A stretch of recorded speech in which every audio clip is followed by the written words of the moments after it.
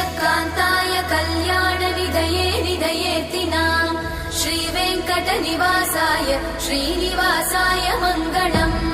लक्ष्मी सविभ्रमालोकसुभ्रूविभ्रमचक्षुषे चक्षुषे सर्वलोकानां वेङ्कटेशाय मङ्गलम् श्रीवेङ्कटाद्रिशृङ्गाग्रमङ्गलाभरणाङ्गये मङ्गलानां निवासाय श्रीनिवासाय मङ्गलम् सर्वावयव सौन्दर्य सम्पदा सर्वचेतसां सदा सम्मोहनायास्तु वेङ्कटेशाय मङ्गलम् नित्याय निरवध्याय सत्यानन्दचिदात्मने सर्वान्तरात्मने श्रीमद् वेङ्कटेशाय मङ्गलम् स्वतः सर्वविदे सर्वशक्तये सर्वशेषिने सुलभाय सुशीलाय वेङ्कटेशाय मङ्गलम्।